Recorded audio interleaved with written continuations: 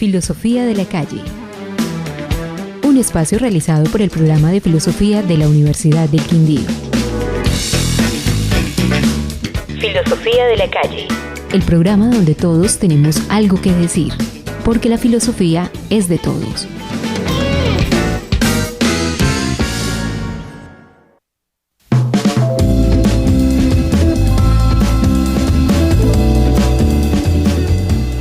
Buenos días, oyentes de la UFM. Soy Jairo Cardona, profesor del programa de filosofía de la Universidad del Quindío, y les doy la bienvenida a Filosofía de la Calle, espacio donde todos tienen algo que decir porque la filosofía es de todos.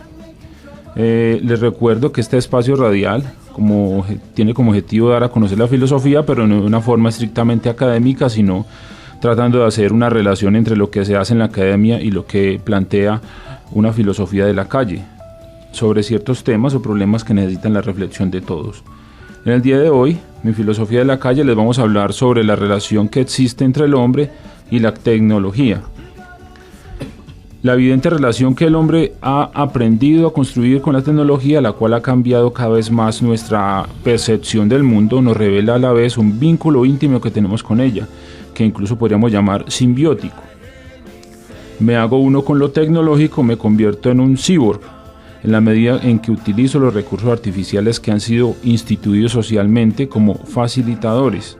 Estamos conectados permanentemente a todo tipo de prótesis, extensiones, prolongaciones de nuestro cuerpo que facilitan el trabajo y la vida. Estamos conectados al control remoto, a la televisión, al teléfono móvil, a internet, aunque de manera voluntaria, dejando incluso que lo virtual se vuelva real y viceversa. El ciberespacio nos deja saltar a la virtualidad y volver con un simple movimiento, con un clic. Citas virtuales o reales, decisiones amorosas, estados de ánimo o acontecimientos. Es tanta la incorporación de lo virtual que muchos se sienten enfermos o con cierto malestar si se encuentran desconectados, si no tienen cobertura en el móvil o cualquier aparato que les permite conectarse. Al descomponerse entonces su estado de ánimo, entonces es una evidencia más que suficiente de lo que somos, híbridos entre lo tecnológico y lo orgánico. En esta ocasión entonces pretendemos primero darnos cuenta hasta qué punto el hombre es capaz de comprender esa nueva identidad híbrida que ha ido construyendo con el tiempo y por la cual se hace uno con la tecnología, no pudiendo comprenderse a sí mismo sin ella. De igual forma busca explicar cómo es que hacer parte de esa nueva naturaleza cyborg o tecnológica y orgánica lo lleva a interpretar la realidad de otra manera. Además, dejaremos abierta la pregunta: ¿será posible pensar una humanidad desvinculada de su categoría ciber o de su carácter tecnológico? Bueno, hoy nos encontramos con Diego Andrés López, profesor del programa de filosofía, y con Wilner Candelo, un gamer, un experto en videojuegos de hace 8 años. Bienvenidos. Jairo, muchas gracias. Hola Wilner, mucho gusto, hombre. La primera vez que nos vemos, y un saludo también a todos, a toda la audiencia de Filosofía de la Calle. Sí, muy buenos días. Muy contento de estar aquí en Filosofía de la Calle. Mucho gusto, mi nombre es Wilner Candelo y pues nada, vamos a hablar. Bueno, entonces, una introducción hacia la primera pregunta. Dice: en nuestros días podemos pensar al hombre como un cyborg, como una persona que fusiona componentes orgánicos con partes cibernéticas, esto esencialmente para recuperar o mejorar las capacidades de la parte orgánica. Un cyborg lo entendemos entonces como un sistema hombre-máquina modificado para que la parte humana pueda vivir con la normalidad que había perdido, por ejemplo en el caso de las prótesis, o para adaptarse a un entorno diferente al que fisiológicamente no puede hacerlo, como el caso de los trajes espaciales para viajar a otros planetas y eso. Entonces también encontramos otro tipo de cyborg que podríamos llamar el cyborg cotidiano, es decir, todos nosotros, que siempre estamos conectados o mejorados artificialmente por algún aparato tecnológico, por ejemplo los celulares, el internet, el transporte pues aéreo, transporte terrestre, donde no siempre, digamos, prácticamente toda la vida está relacionada con los medios tecnológicos. Entonces esta pregunta, según todo lo que dijimos ahí, va para ambos. Dicen, ¿creen ustedes que somos conscientes de esa relación que tenemos con la tecnología? Entonces, Wilner, ¿somos conscientes o no somos conscientes de esa relación? La verdad yo creo que pues mediante la evolución del ser humano, la tecnología ha tenido pues como tanta acogida por el mismo que simplemente la hemos hecho como parte de nuestras vidas y la hemos como agregado como si fuera un alimento o como si fuera algo que necesitáramos diariamente. Es como el uso de los celulares, el uso de los computadores, que son equipos que son simplemente básicos, que usted los encuentra en cualquier hogar, pero que nos lleva a generar una dependencia, así sea básica, de ellos. Bueno, Diego. Hombre, yo creo que no somos conscientes de la relación. Realmente el ser humano de la calle tiene esta incapacidad de pensar en sí mismo. Es una vida, digamos, por inercia, y en ese sentido no se pregunta quién es, no se pregunta qué significa ser humano, y en ese sentido tampoco se pregunta por su relación con la tecnología. Imagínate que esto se ha vuelto una moda actualmente entre los intelectuales, preguntarse por la relación con la tecnología. Pero es que la tecnología no son solamente los celulares y los computadores, y estos son las nuevas tecnologías, pero la tecnología es parte intrínseca de nuestra humanidad. Es decir, cuando empezamos a utilizar una ramita para sacar hormigas de un tronco o de su nido para comerlas, en ese momento estábamos usando ya tecnología. O cuando usábamos una piedra para romper una nuez para poder comerla, pues entonces ya estábamos usando tecnología. Es decir, la tecnología son estas herramientas que hemos creado para mejorar o facilitar nuestras vidas, ¿no? Y en ese sentido no se puede pensar el ser humano, esa era una pregunta inicial que planteabas, no se puede pensar el ser humano sin la tecnología, porque es parte de nuestra humanidad, el uso de la tecnología, y es, digamos, una de las cosas que empezó a diferenciarnos de las demás especies, aunque hoy ya otras especies empiezan también a hacer uso de tecnologías rudimentarias. Entonces, no, realmente nosotros no somos conscientes, no somos conscientes que no nos damos cuenta que usamos piel artificial todo el tiempo, nuestra ropa es piel artificial, que los anteojos que usamos hace mucho tiempo también es tecnología y es un aditamento a nuestras capacidades naturales, y es algo con lo que nos vamos mejorando, ¿no? Pero no somos conscientes de eso. Es hoy que nos empezamos a hacer como la pregunta, más como una moda, pero dadas las nuevas tecnologías que son un boom y que nos cogieron desprevenidos, sí. Porque el adelanto tecnológico fue siempre lento, pero en este siglo hemos visto, pues desde el siglo pasado hacia este hemos visto un boom de nuevas tecnologías que nos tienen aturdidos. Sí. Sí, sobre todo, digamos que en lo cotidiano, uno cuando va en transporte público mismo, está digamos, utilizando la tecnología como parte de uno mismo, ¿cierto? Para desplazarse a grandes distancias, o para ir más rápido a otros lugares, o cuando se comunica con personas de otros países, simultáneamente, como si estuvieran al lado de uno, pero no pensamos en esa...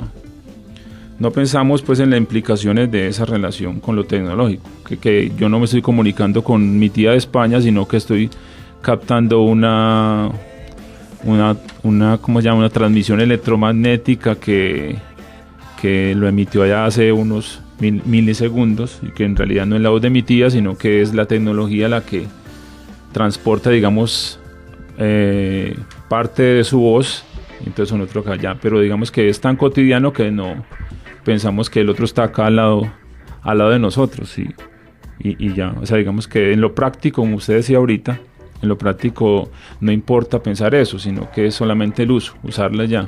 O cuando usamos los celulares, como ya acá Wilner, la gente que es muy dependiente, por ejemplo, al WhatsApp y eso, entonces no suman el tiempo en que se creen que es un momentico nada más que utilizan para responder un mensaje o para mirar lo que le escribieron ahí, pero sumando los momenticos en el día no se dan cuenta cuánto tiempo gastan estando ahí al lado del WhatsApp o del celular. Bueno, o en el Twitter. O en el Twitter, sí. Pensando pues la idea de cyborg, que es una idea más de la ciencia ficción, ¿cierto? Pues bueno, comienza en la ciencia ficción, pero luego ya se está volviendo ahora realidad con las prótesis, por ejemplo, robóticas que hay para las personas que son amputadas, que inclusive se pueden manejar a través de la mente. Eso luego ya lo veremos de forma más normal en unos años seguramente en la calle. Pero sí, digamos que ha salido pues de las películas o de los cuentos y ha empezado a instalarse en la realidad. Entonces digamos que hay dos posiciones en las que podemos interpretar el sentido de ser un cyborg o un cyborg, como se dice en inglés. Sería uno donde digamos que se busca ser más artificial, ¿cierto? Lo artificial es lo bueno, lo natural no es lo bueno. Entonces ser, por ejemplo, cuando utilizamos, por ejemplo, cirugías plásticas, estamos utilizando una tecnología para mejorar, sería para ser siempre jóvenes o huirle a la muerte, digamos. Adicción a los medicamentos, operaciones estéticas donde se moldea el cuerpo, adicción a sustancias psicoactivas, por ejemplo, los que las utilizan, implantes subdérmicos y demás, ¿cierto? Los que hacen tatuajes, los que se implantan cosas o perforaciones. Digamos que es una modificación de lo que de esa naturaleza, ¿cierto? De eso natural que tenemos y que no queremos, pues no somos conformes con eso, digamos. Y la otra posición sería la contraria, sería, yo la planteo, un cyborg tipo Robocop. Robocop fue una película que se hizo en 1987 y que plantea pues un policía que está pues dañado su cuerpo y lo reconstruyen para ser un policía robótico. Entonces lo que plantea la película es que a pesar de que él la tecnología hace parte de su persona, lo que trata en la primera película y en la secuela es que él trata de recuperar como esa humanidad que él tenía. Y entonces, a pesar de que la mayoría de su cuerpo es robótico, él busca siempre esa identidad, sí, como de recuperar esa identidad humana, redescubrir ese yo cibernético, pero poniendo siempre en primer plano la parte orgánica, digamos, ¿cierto? Entonces, de acuerdo a eso, Diego, ¿cómo podemos hacer esa diferenciación entre esas dos formas de comprendernos como híbridos o como cyborg?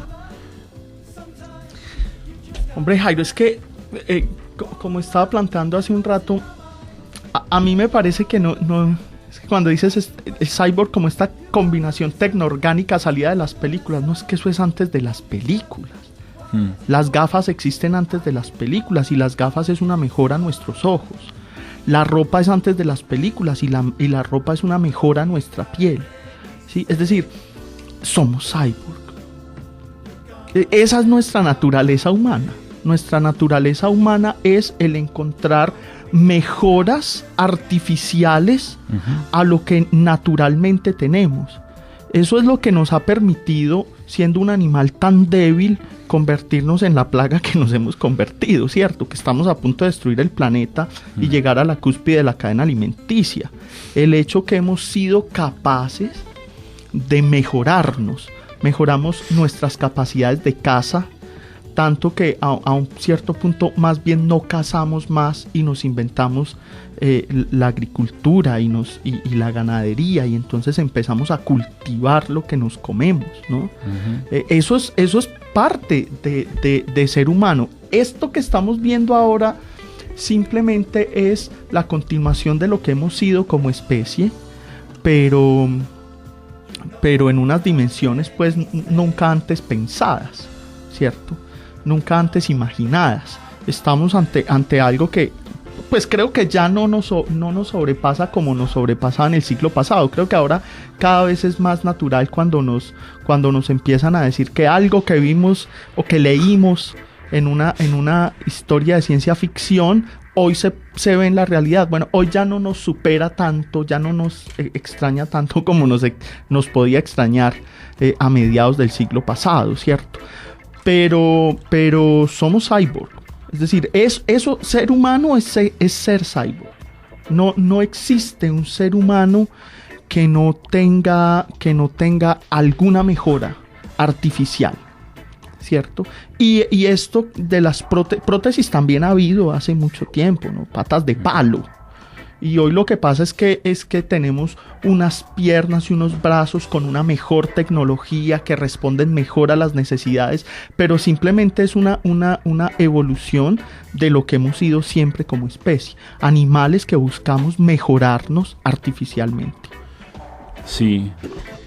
Sí, lo que me refería era, digamos, que en cierta medida, pues ya depende, digamos, de las comunidades o en las que se viva, en qué país se viva y eso, o de cada persona, digamos, esa manera de ser cyborg se interpreta, digamos, como una necesidad o como un lujo, digamos, ¿cierto? Por ejemplo, implantarse siliconas y eso, o estar adicto a las cirugías plásticas, por ejemplo. Mientras que el señor que pierde una pierna, por ejemplo, entonces se coloca una prótesis porque la necesita, y digamos que hay en ciertas personas una mediación más moderada, en otras más dependiente, digamos, en cierto modo, de la tecnología. También uno tendría que empezar a preguntarse, digamos, a mí me parece muy terrible el asunto de las cirugías plásticas y esas cosas, pues no me parece que sea lo más adecuado, dadas además las condiciones del mundo actual, pero uno también tiene que hacerse la pregunta: ¿por qué una persona se hace una cirugía plástica? ¿Por qué un hombre se opera la nariz? ¿Por qué una mujer se pone pechos de silicona? ¿No? Y entonces también tenemos que ver que hay una necesidad identitaria, una exigencia social de encajar en cierto estereotipo. Y pues hay algunas personas que se sienten que reciben más presión que otras. Y bueno, algunas que tienen, inclusive algunas que ni siquiera tienen las capacidades económicas, no tienen una economía familiar holgada, y entonces se meten en unas dificultades económicas, ponen a la familia en una situación económica difícil para poderse hacer un implante.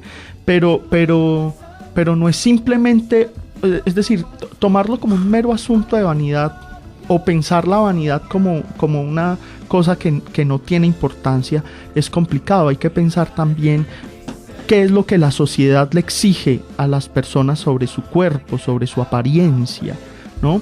En últimas, uno también podría vivir divinamente sin un brazo. Hay personas que pierden un brazo y viven una vida normal sin ese brazo, pero otros pues se sienten tan mal y tienen los recursos, y entonces se consiguen una prótesis con un brazo maravilloso.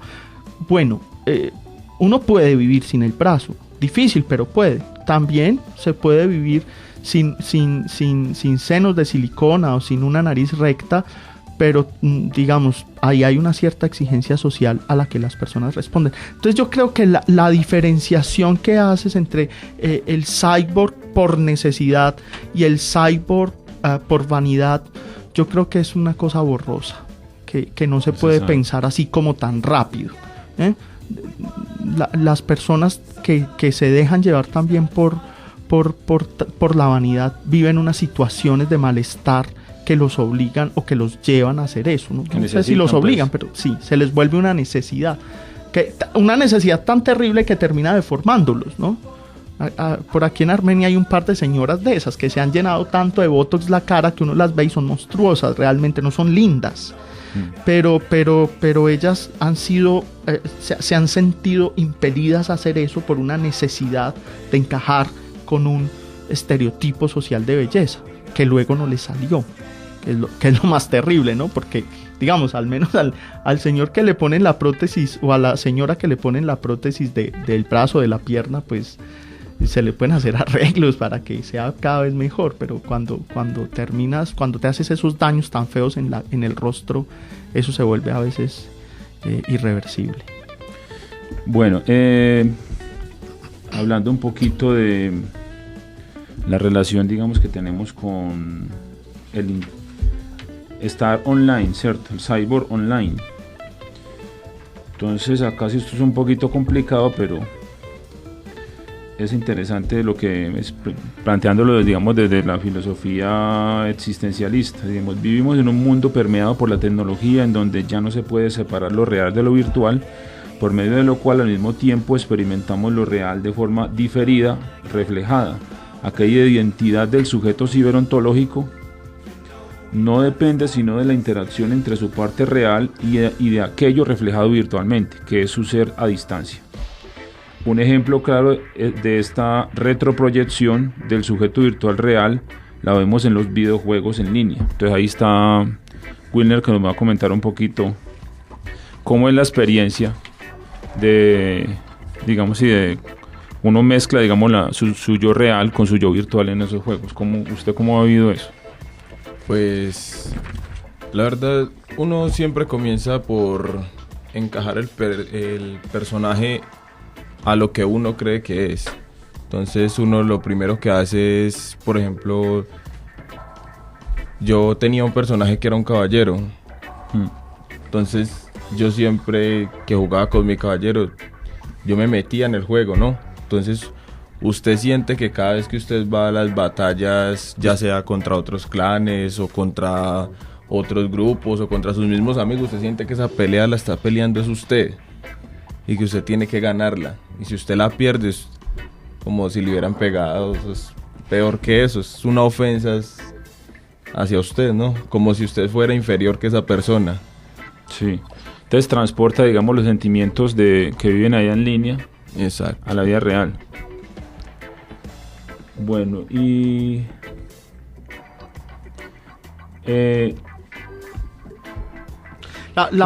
una pregunta interesante sería, sí. en el momento de la batalla, si pierdes, en ese momento hay unos sentimientos de frustración y de rabia, etcétera, pero ¿qué pasa después? Es decir, una hora después que ya no estás jugando y has vuelto a la universidad o estás con tu novia o con tus amigos, ¿sigues con esa rabia o quedó ahí? No, fue el yo momento creo del juego y ya.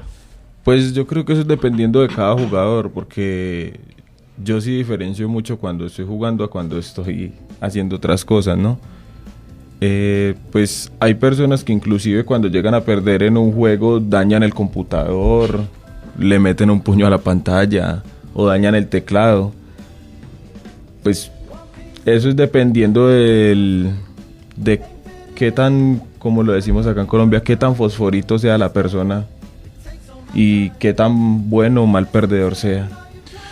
Bueno, entonces para ir terminando, hablar con Diego, si de pronto nos puedes, ¿qué piensa usted sobre de esa distorsión espaciotemporal, digamos, que tenemos cuando estamos en línea, ¿cierto? Cuando estamos en unas relaciones, digamos, hablando con alguien, como hablábamos ahora, desde otro país, o digamos que ya no hay una distinción entre el aquí y el ahora, ya no sabemos, cuando hablamos con la persona por teléfono o por WhatsApp o por internet, pensamos que está acá enfrente de nosotros y así estamos haciendo la conversación. Entonces, digamos, no somos, o sea, no es necesaria esa distinción, o sea, ¿qué piensa usted sobre eso? Sobre digamos, ese cambio de la idea que tenemos del espacio y del tiempo en esas relaciones en línea, ¿cierto?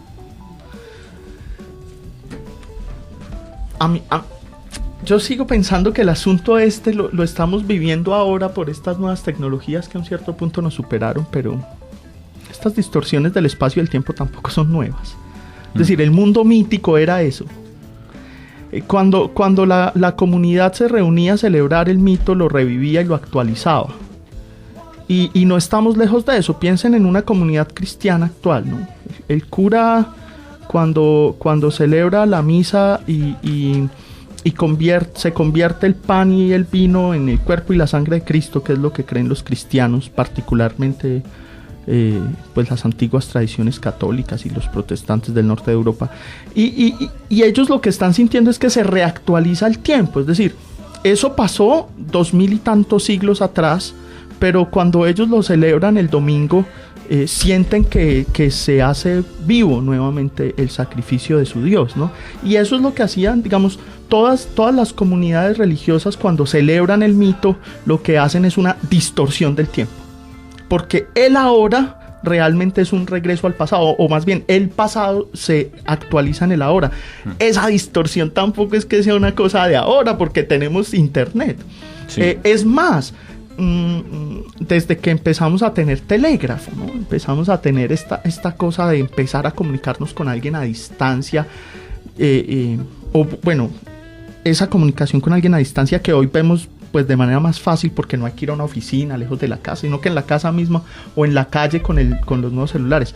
Pero realmente esa distorsión del tiempo también es una cosa que los seres humanos, desde que creamos mitos, vivimos.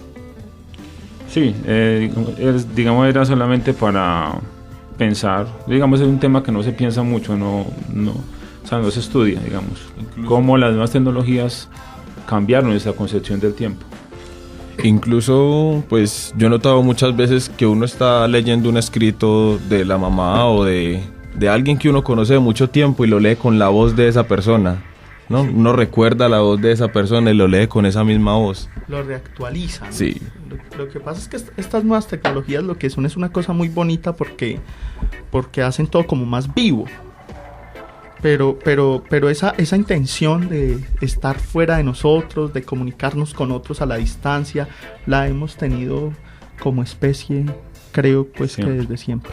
Sí, digamos que sí. Lo importante es que nos hace pensar, digamos, de otra manera, que no existía antes, ¿cierto? Sí, lo que sí me parece es que es muy importante hoy este programa que invita a pensar, porque también, digamos, hace tiempo las comunidades hacían sus rituales religiosos, pero no los reflexionaban, los hacían. Igual hoy la gente hace las cosas en la cotidianidad y no piensa por qué las está haciendo, qué significado tienen. O sea, simplemente van en una inercia en su vida, van ahí al vaivén de los acontecimientos y no toman el control de su vida, el control de su destino, no toman sus propias decisiones, sino que están permitiendo que otros tomen las decisiones por ellos, ¿no? Y en ese sentido me parece muy importante el ejercicio del pensamiento que se hace hoy en Filosofía de la Calle. Bueno, Diego, Wilner, muchas gracias por habernos acompañado en el programa de hoy para discutir sobre el tema de la relación que existe entre el hombre y la tecnología. Ya nos encontraremos posiblemente en otra oportunidad. Bueno, muchas gracias, Jairo, por esa oportunidad, que estemos muy bien. Un saludo a toda la audiencia de Filosofía de la Calle y hasta una próxima oportunidad, si Dios quiere. Bueno, Jairo, pues muchas gracias y muchas gracias a la audiencia de Filosofía de la Calle y a Wilner.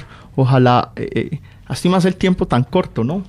Pero ojalá un espacio para pensar los videojuegos. Los videojuegos son efectivamente una herramienta muy interesante que se podría apropiar en la escuela para educar. Uno lo ve, yo juego WoW. Sí. Y uno ve cómo se generan ciertos códigos de comportamiento entre los jugadores de este mundo en Azeroth. Y creo que eso podría ayudar a construir ciudadanía, que podría ayudar a construir relaciones interpersonales, porque uno ve que las personas en el juego tienen unos comportamientos muy interesantes y luego en la calle son diferentes y se portan diferentes. Sí, son más extrovertidos porque no lo están viendo. Entonces, chévere un espacio para hablar de eso, que es una situación real. Lástima el tiempo tan corto, ¿cierto? Pero muchas gracias por la invitación. Listo, bueno. Para los oyentes, si desean información sobre los oyentes del programa de filosofía, pueden llamar al teléfono 735-9341 o pueden visitarnos en nuestra página de Facebook, Programa de Filosofía Universidad del Quindío. Si quieren volver a escuchar los programas que hemos emitido o ver algún video sobre nosotros, nos buscan en YouTube, Programa de Filosofía Universidad del Quindío. Bueno, eso es todo por hoy. Esperamos que les haya gustado el programa y que nos sigan acompañando todos los miércoles a las 8:30 de la mañana. Nos encontraremos la próxima semana en Filosofía de la Calle, el programa donde todos tenemos algo que decir, porque la filosofía es de todos. Filosofía de la Calle. Un espacio realizado por el Programa de Filosofía de la Universidad del Quindío. Filosofía de la Calle.